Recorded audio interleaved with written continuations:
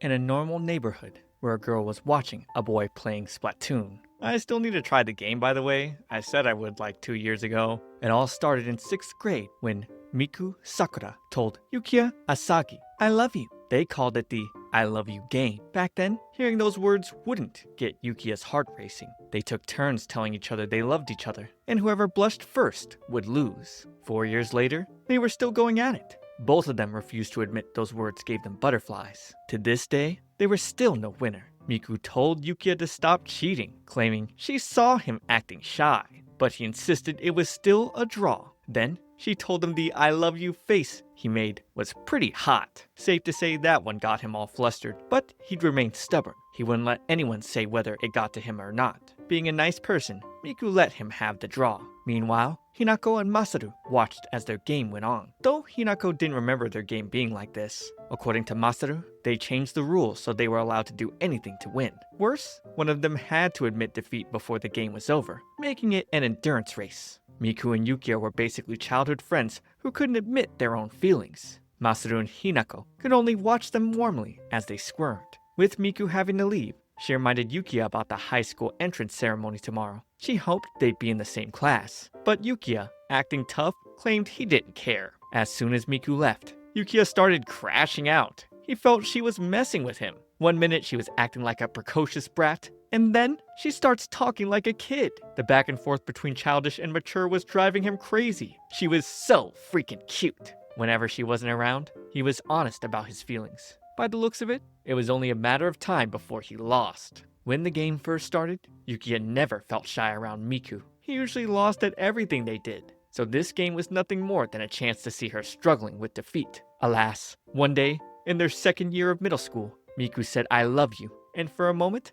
his heart skipped a beat. He thought he was used to hearing her voice by then, but it rang sweet that day. That was when he first realized he had feelings for her.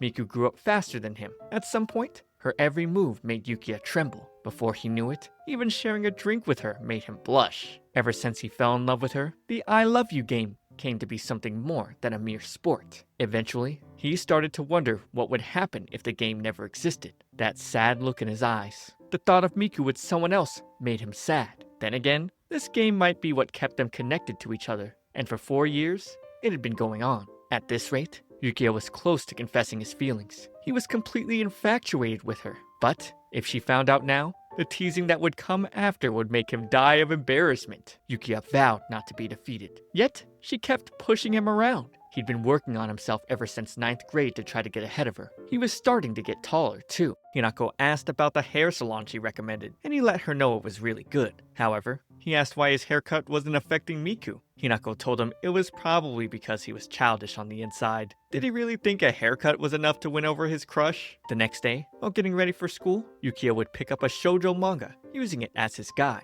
He believed it was packed with every girl's hopes and dreams. Although this sparkly thing was a bit much for him, he didn't have much of a choice right now. Sometimes, he wondered if she might like him back.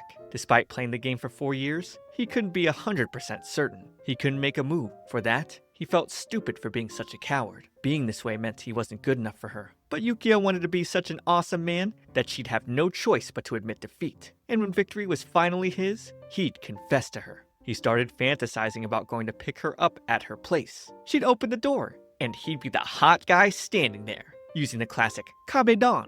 Leaning close to her with her back against the wall, she'd be left speechless. With that as motivation, he'd rush out the front door. Unexpectedly, he met Miku there, sparkling with all her cuteness.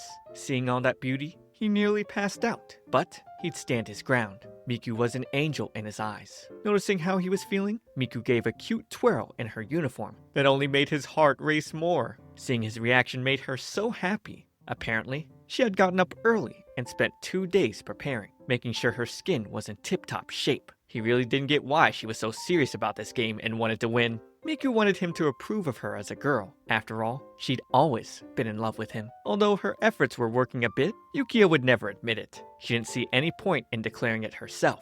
It'd be much better if he told her she was cute in his own words. For that, she needed to win. Her pride as a girl depended on it. She had to stick out her non-existent chest. She thought that, not me. Little did he know, she was gushing over how dashing he looked in his uniform. She thought his styled hair was so cute. He used to be such a blob, And now, he got her heart racing. Trying to shake off the thought, she'd display her cuteness once more. Yukiya could barely keep it together, but he couldn't let Miku get the better of him. So, using his special move, he leaned in close, putting her against the wall. With how close their faces were, they were flush. On a second look, Miku could tell he wasn't so prepared for this.